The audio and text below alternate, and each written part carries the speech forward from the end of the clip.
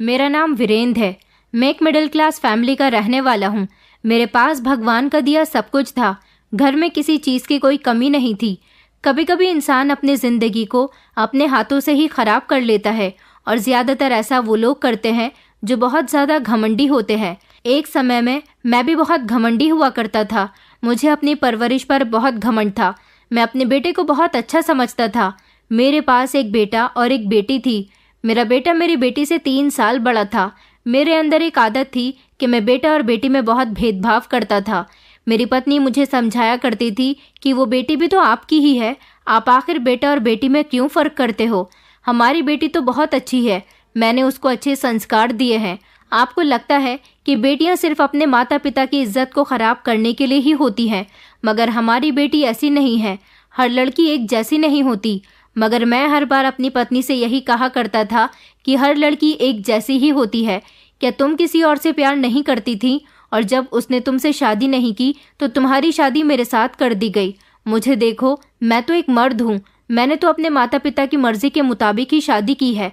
मेरी बात सुनकर मेरी पत्नी शर्मिंदा हो जाती थी और फिर उसकी हिम्मत ही नहीं होती थी कि आगे वो मुझसे कुछ और कह सके, क्योंकि मुझे बेटियां बिल्कुल भी पसंद नहीं थी।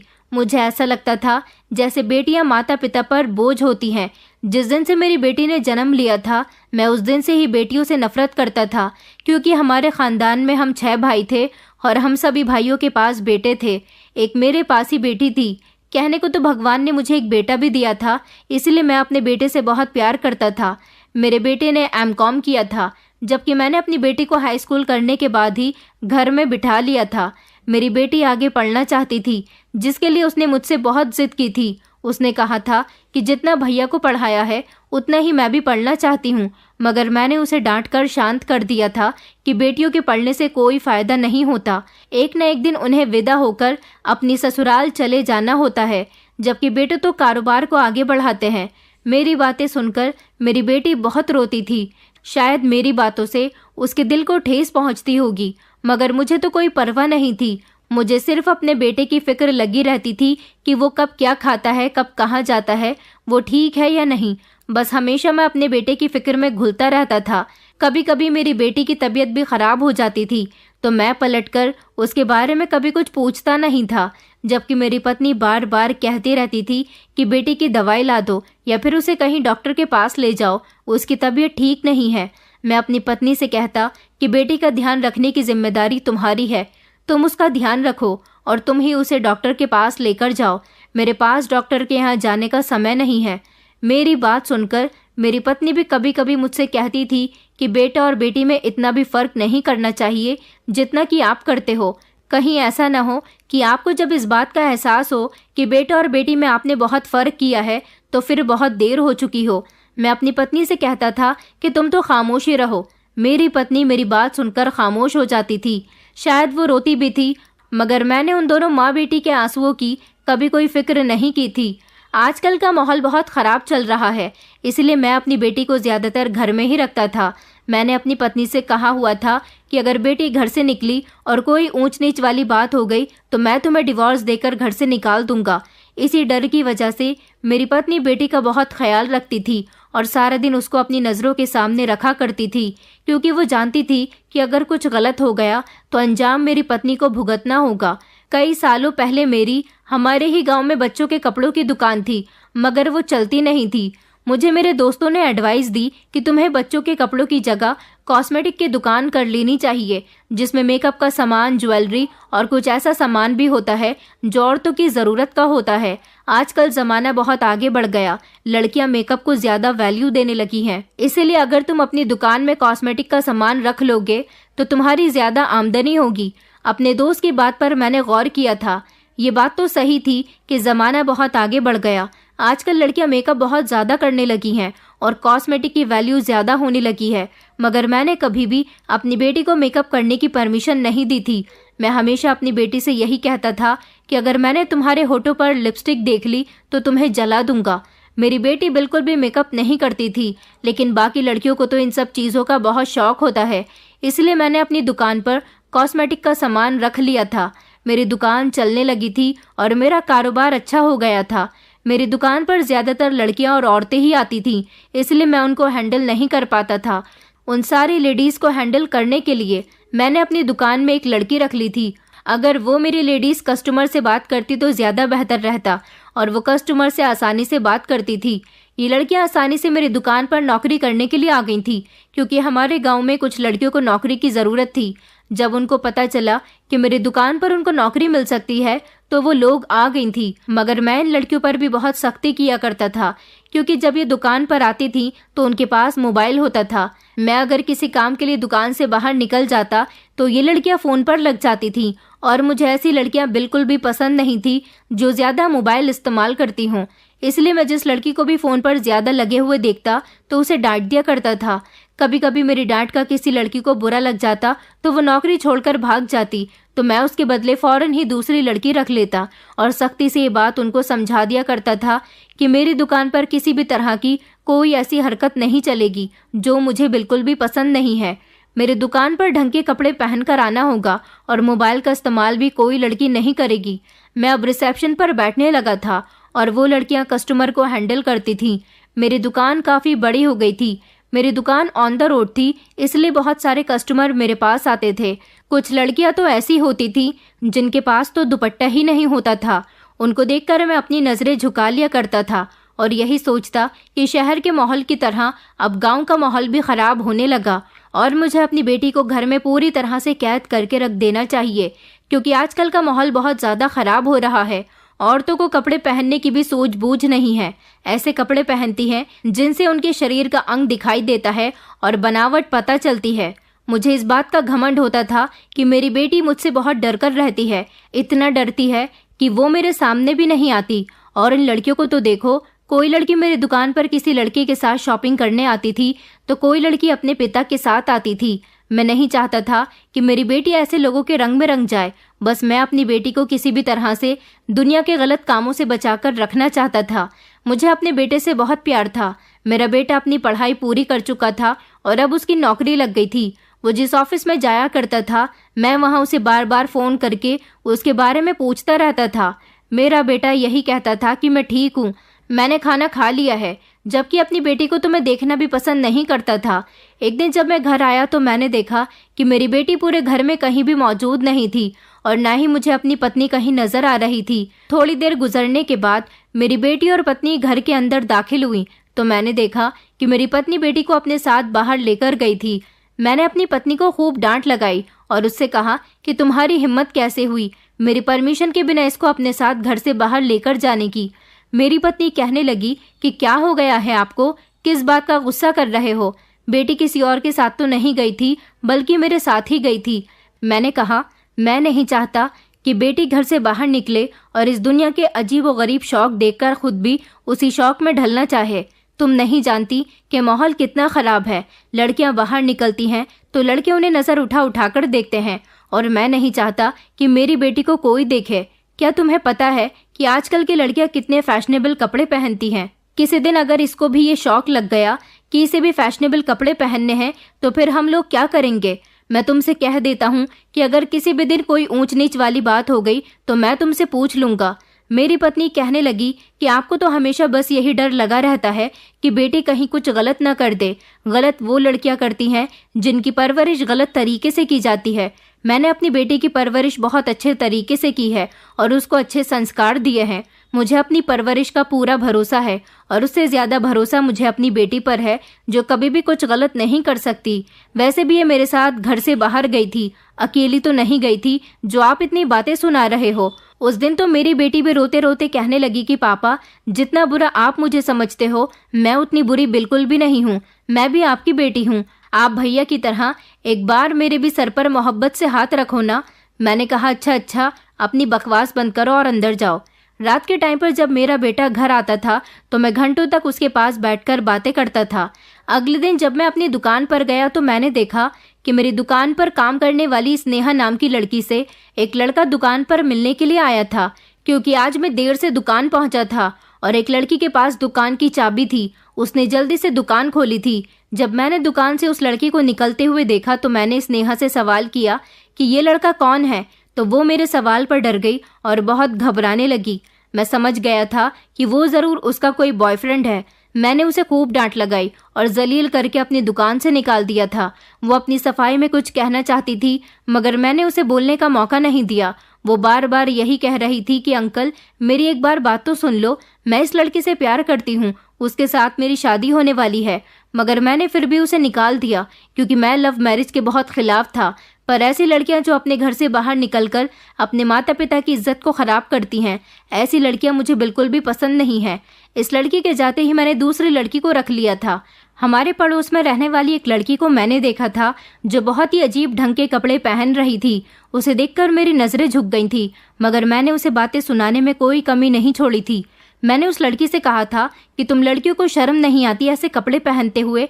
तुम जैसी लड़कियां ही तो ऐसे कपड़े पहनकर लड़कों को अपनी तरफ बुलाने की दावत देती हो। फिर जब लड़के कोई गलत कदम उठा लेते हैं तो तुम लोग दोष लड़कों को देती हो। मेरी बात सुनकर वो लड़की कहने लगी कि अंकल, अगर हम लड़कियों के कपड़े पहनने की वजह से माहौल खराब हो रहा है और लड़के गलत कदम उठा लेते हैं, तो फिर आप अपने बेटे को काबू में करके रखना, कहीं आपका बेटा बाहर किसी लड़की को ना टाल रहा हो। मैंने उससे कहा कि मैंने अपने बच्चों की परवरिश बहुत अच्छे तरीके से की है। मेरा बेटा कभी किसी की बेटी को नज़र उठाकर भी नहीं देख सकता। मुझे उस लड़की पर बहुत गुस्सा आया था। न जाने आजकल की जनरेशन को क्या हो रहा है। कुछ दिनों बाद हमारे पड़ोस में रहने वाले शर्मा जी के यहाँ की बेटी, जिस पर वो बहुत भरोसा करते थे, और उन्होंने भी अपनी बेटी को घर में कैद करके रखा हुआ था, जैसे मैं अपनी बेटी को कैद करके रखता था। एक दिन पता चला कि उनकी बेटी छत पर कपड़े फैलाने के बहाने मोहल्ले में रहने वाले किसी लड़के के साथ छत से कूदकर भाग गई। इसका मतलब ये था कि हम अपनी बेटियों पर कितनी ही पाबंदी क्यों न लगा लें, बेटियां तो घर से भी भाग रही थी। इसलिए मैंने फैसला किया कि मुझे जल्द से जल्द अपनी बेटी की शादी करनी चाहिए।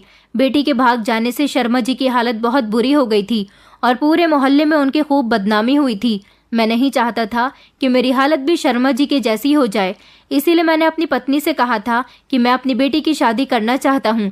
मेरी बात सुनकर मेरी पत्नी कहने लगी कि अभी बेटे की शादी करने की इतनी जल्दबाजी किस बात की है, पहले हमें बेटे की शादी कर देनी चाहिए। मैंने कहा, नहीं, बेटे की शादी तो हो जाएगी, मगर प्रीति की शादी करना बहुत ज़रूरी है। मेरी बेटी प्रीति कहने लगी कि पापा, मैं अभी आप लोगों के साथ रहना चाहती हूँ, अभी मेरी शादी इतनी जल्दी मत कीजिए।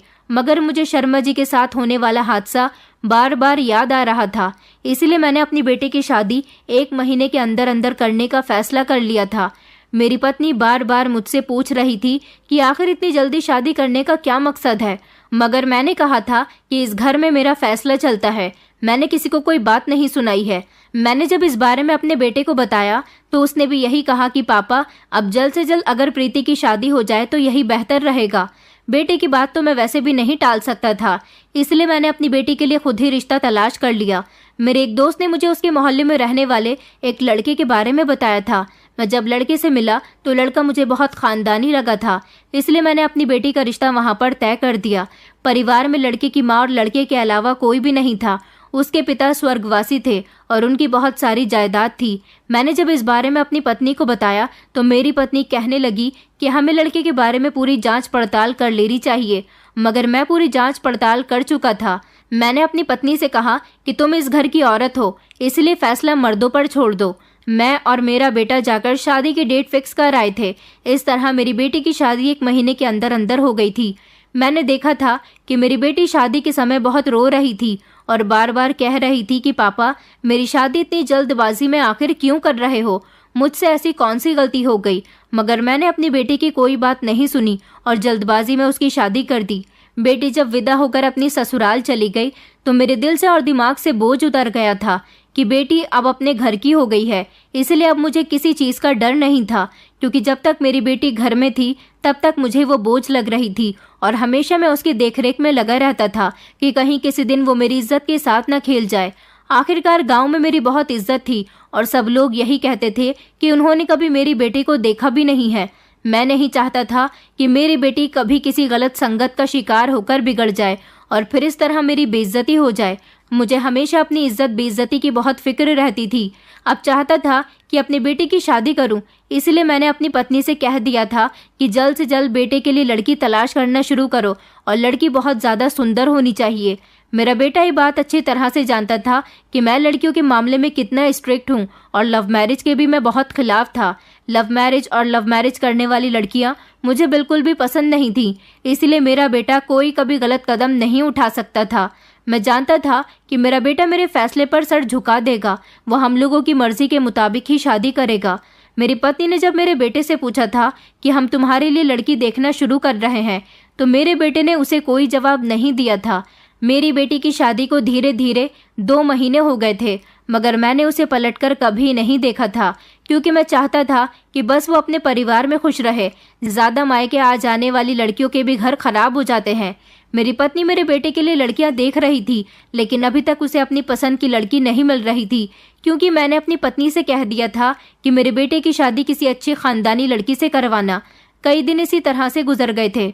अभी तक मेरी पत्नी को बेटे के लिए कोई लड़की पसंद नहीं आई थी। एक दिन मेरा बेटा कहने लगा कि पापा, मुझे अपना बिजनेस करना है। आखिर मैं कब तक जॉब करता रहूँगा? मैं अपना अलग बिजनेस सेट करना चाहता हूँ। अपने बेटे की बात सुनकर मैं बहुत खुश हुआ था। मैंने कहा कि ये तो बहुत अच्छी बात है, बताओ कब से शुरू कर रहे हो बिजनेस? मैंने अपने बेटे के कंधे पर हाथ रखते हुए कहा। मेरा बेटा कहने लगा कि दरअसल पापा, मुझे कारोबार के लिए 50 लाख रुपए चाहिए थे और वो सिर्फ आप मुझे दे सकते हो। मैंने कहा बेटा, 50 लाख रुपए तो बहुत ज़्यादा हो गए, मेरे पास इतने पैसे नहीं हैं। मेरे बेटे ने मेरी बात सुनकर अपना चेहरा लटका लिया था। मैं उसे उदास नहीं देख सकता था, इसलिए मैंने उससे कहा कि मैं तुम्हें पैसों का बंदोबस्त करके दे देता हूँ, तुम उदास मत हो। मैं तुम्हारी खुशी के लिए तो कुछ भी कर सकता हूँ। मैं पैसों का इंतजाम करने में लग गया था। गांव में ही मेरी एक ज़मीन पड़ी हुई थी जो बहुत पुरानी हो गई थी। मैंने सोचा कि बेटे के कारोबार के लिए पैसे चाहिए तो इस ज़मीन को बेच देता हूँ। वैसे तो अभी मेरी एक और ज़मीन पड़ी हुई थी जो कि मेरे पिताजी के नाम की थी। मैं अभी इसी भाग दौड़ में लग रहा था जब मेरी पत्नी मुझसे कहने लगी कि हमारी बेटी की शादी को 2 महीने हो गए और अभी तक हम में से कोई भी उसके ससुराल नहीं गया है। अभी तक वो भी हमारे घर नहीं आई है। हमें उसके ससुराल जाकर उसके हालचाल पूछ लेने चाहिए। मैंने कहा, आपकी बेटी के पास जाने की मुझे फुर्सत नहीं है, जब फुर्सत होगी तो चला जाऊंगा। मैं ज़मीन को बिकवाने की जुगाड़ में लगा हुआ था। जैसे ही ज़मीन बिकी तो मैंने अपने बेटे को 50 लाख रुपए दे दिए थे। उन पैसों को लेकर मेरा बेटा बहुत खुश हुआ था। उसने कहा था कि वो शहर में अपना बिजनेस स्टार्ट करेगा। मेरा बेटा अपना सामान पैक करके 3 महीने के लिए शहर चला गया था। उसने कहा था कि जैसे ही मेरा सारा बिजनेस सेट हो जाता है तो मैं आप लोगों को बिजनेस की ओपनिंग पर ज़रूर बुलाऊंगा। ये कहकर मेरा बेटा हमारे घर से चला गया था। लेकिन इन 3 महीनों में एक बार भी मेरा बेटा घर नहीं आया था, बस फ़ोन पर ही बात किया करता था। धीरे धीरे जब 3 महीने भी पूरे हो गए तो मेरा बेटा घर वापस नहीं आया।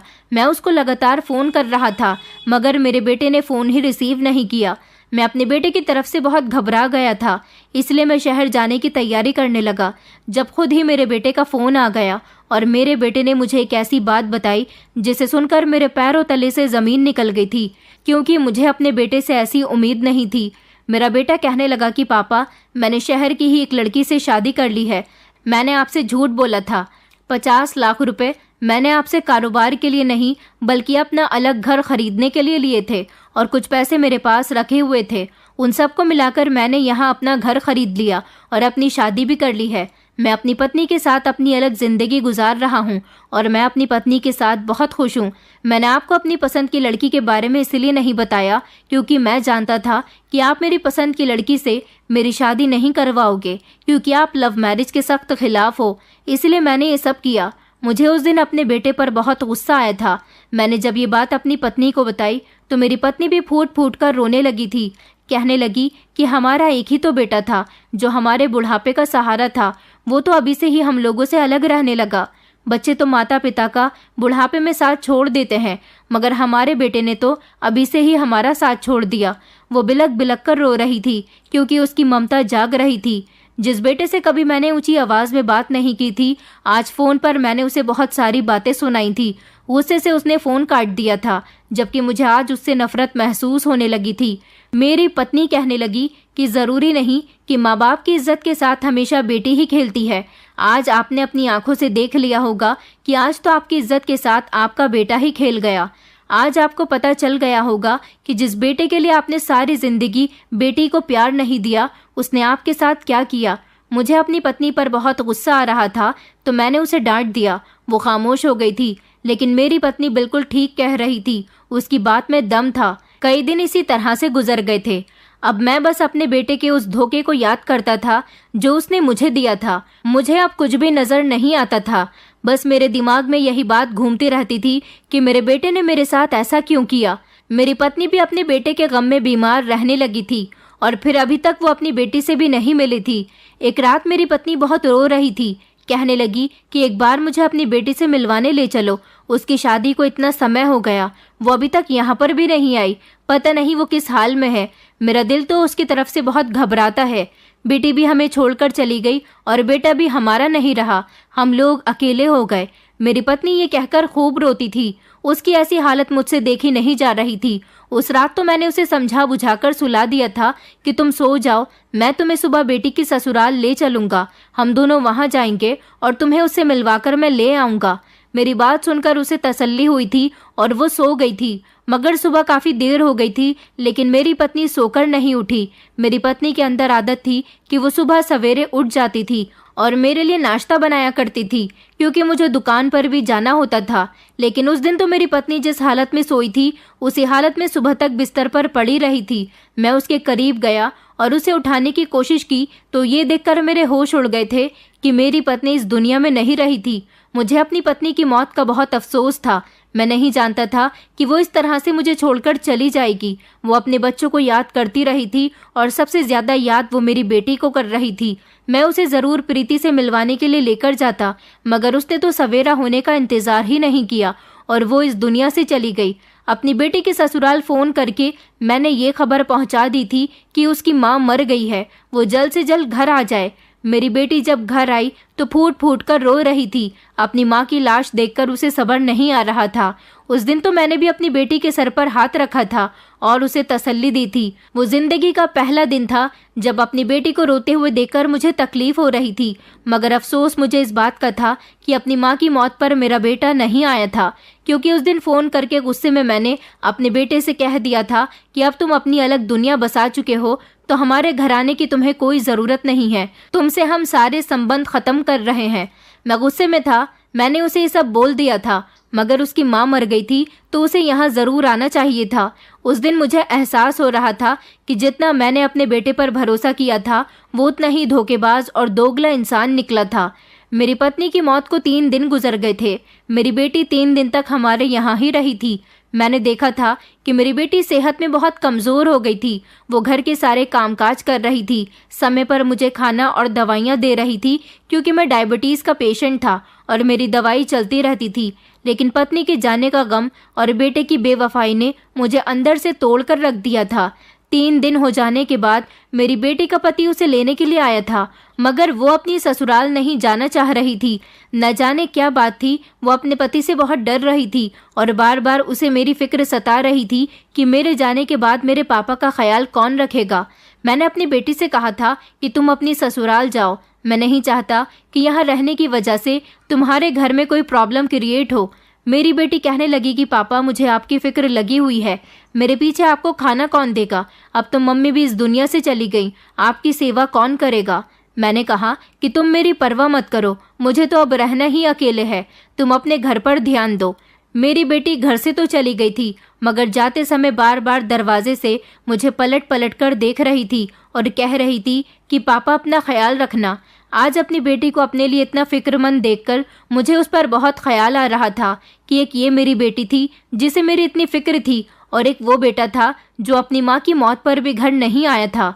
अकेला तो मैं बहुत हो गया था, क्योंकि इस घर में अब कोई और भी नहीं बचा था। सारा दिन मैं दुकान पर गुजार दिया करता था और जब घर आता तो घर काट खाने को दौड़ता था।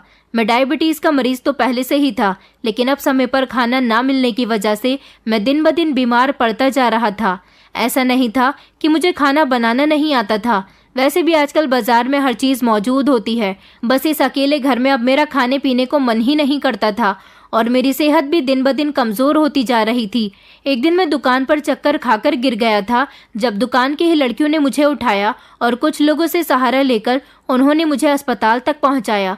उन्होंने मेरी बेटी को भी फोन कर दिया था।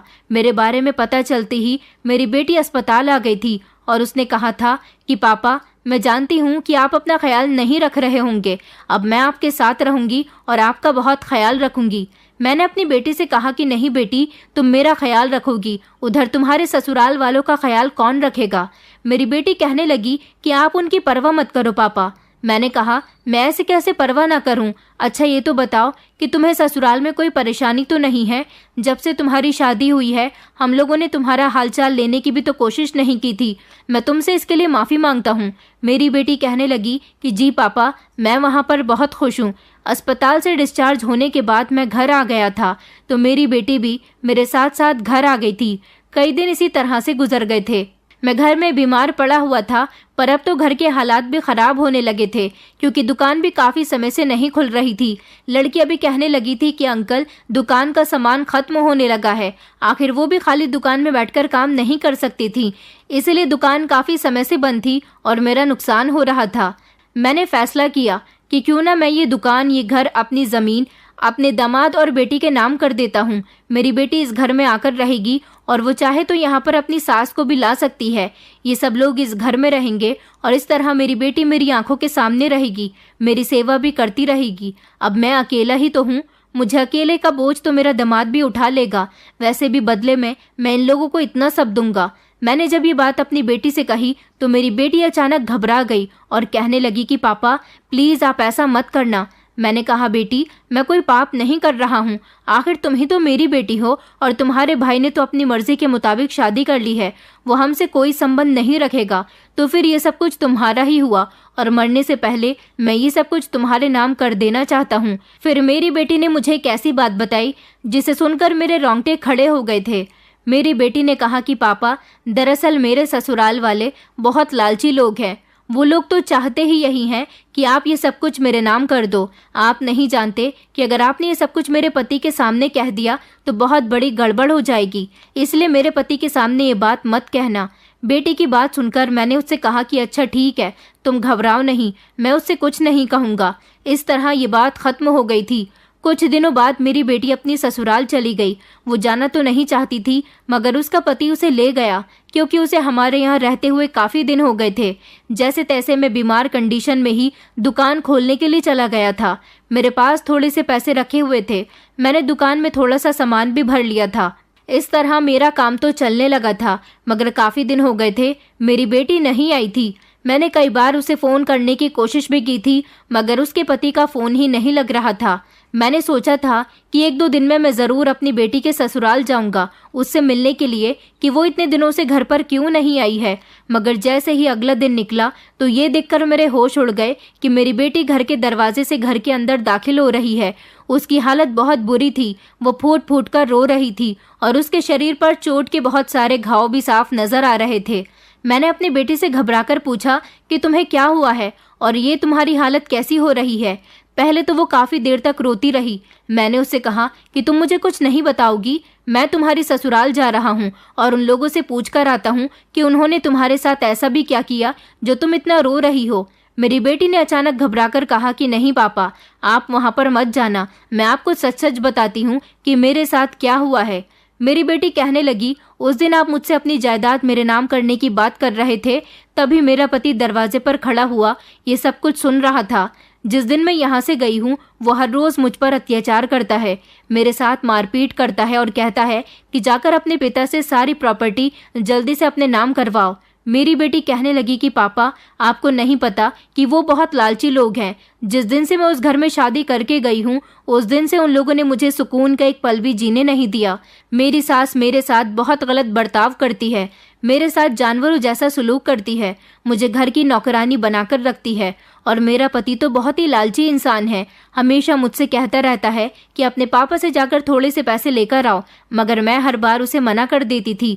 लेकिन जिस दिन से उसे पता चला है कि आप ये सब कुछ मेरे और उसके नाम करना चाहते हो, उस दिन से वो बेचैन हो गया और हर रोज़ मुझे मार रहा है कि मैं यहाँ पर आकर आपसे अपनी जायदाद मांग लूँ। आप नहीं जानते पापा, अगर आपने ये सब कुछ उसके नाम कर भी दिया तो वो मुझे और आपको कहीं का नहीं छोड़ेगा, हमारे साथ बहुत बुरा सलूक करेगा क्योंकि उसकी नियति खराब है। उसने आज मेरे साथ बहुत मारपीट की, आज तो वो पीटते पीटते जान से ही मार देने वाला था। मैं बड़ी मुश्किलों से उससे अपनी जान बचाकर यहाँ तक आई हूँ। अपनी बेटी की बात सुनकर आज मैंने अपनी बेटी को गले से लगा लिया था। वो बेचारी बहुत बुरी तरह से रो रही थी।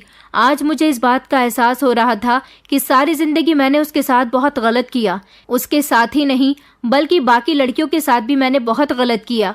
बेटियां बुरी नहीं होती बल्कि बहुत अच्छी होती हैं। मैंने अपनी बेटी की शादी जल्दबाजी में करके उसकी जिंदगी खराब कर दी थी। मैं नहीं जानता था कि मेरी बेटी के ससुराल वाले इतना परेशान करते हैं। उसने तो आकर मुझे आज तक कोई बात भी नहीं बताई थी। आज जब बात हद से बाहर हो गई थी तो मेरी बेटी उस घर से भाग गई थी। मैंने अपनी बेटी से कहा था कि मैं तुम्हारी ऐसी हालत नहीं देख सकता। तुम्हारे शरीर पर बहुत सारे जख्म हो रहे हैं। चलो मैं तुम्हें डॉक्टर के पास लेकर चलता हूँ। पहले तो मैं उसे डॉक्टर के पास ले गया। उसके बाद मैंने पुलिस में जाकर कंप्लेंट दर्ज करवा दी थी। पुलिस वालों ने जब मेरी बेटी का बयान लिया तो मेरी बेटी ने पुलिस वालों को सब कुछ सच सच बता दिया था। इस तरह मेरी बेटी पर मारपीट करना उन लोगों को भारी पड़ गया था। पुलिस ने मारपीट और दहेज उत्पीड़न के आरोप में मेरी बेटी की सास और उसके पति को गिरफ्तार कर लिया था। मैं भी नहीं चाहता था कि मेरी बेटी उन दरिंदों के पास दोबारा से वापस जाए, इसलिए मैंने ये सब कुछ किया था। और मैं नहीं चाहता था कि अब मेरी बेटी और ज्यादा तकलीफ सहे। उस दिन मेरी बेटी बहुत ज़्यादा रोई थी और मुझे उसकी तकलीफ का उस दिन अंदाज़ा हुआ था। मेरी बेटी इतनी अच्छी थी कि कभी मैंने उसकी अच्छाइयों को देखने की कोशिश ही नहीं की थी। मेरी बेटी ने मेरा बहुत साथ दिया था। मैं तो बीमार रहने लगा था। मेरी जगह वो मेरी कॉस्मेटिक की शॉप पर बैठने लगी और उसने मेरे कारोबार को संभाल लिया। मैंने अपनी बेटी से कहा भी था कि मैं तुम्हारी दूसरी शादी करवा देता हूँ, मगर मेरी बेटी कहने लगी कि मुझे अब दूसरी शादी नहीं करनी पापा। आपकी सेवा करने वाला भी कोई नहीं है। मुझे सारी जिंदगी आपका ख्याल रखना है क्योंकि मैं अपने पापा को सलामत देखना चाहती हूँ। मेरा बेटा तो कभी दोबारा वापस लौट कर ही नहीं आया। एक मेरी बेटी थी जिसकी शादी मैंने अपनी मर्जी से की थी, फिर भी वो अपने उस घर में रह रही थी और अपने ससुराल वालों का अत्याचार खामोशी से बर्दाश्त कर रही थी। मैंने अपनी बेटी से हाथ जोड़कर माफ़ी मांगी थी कि वो मुझे माफ़ कर दे। मैंने उसके साथ जो कुछ भी किया उसके लिए मैं बहुत शर्मिंदा हूँ, मगर मेरी बेटी ने कहा था कि पापा, पिता भी भला बेटियों से माफ़ी मांगते हैं।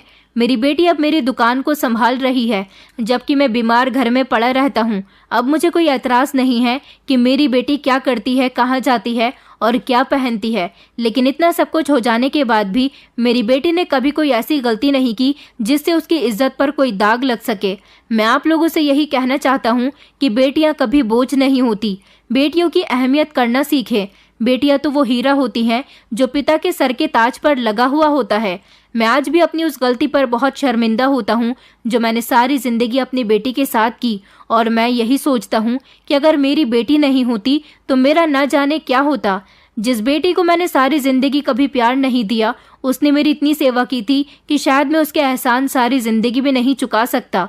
दोस्तों, उम्मीद करती हूँ आपको हमारी कहानी पसंद आई होगी। कहानी पसंद आई है तो वीडियो को लाइक करें, चैनल पर नए हैं तो चैनल को सब्सक्राइब करें और हाँ, नोटिफिकेशन बेल को ज़रूर दबाएं ताकि अगली अपडेट सबसे पहले आपको मिले।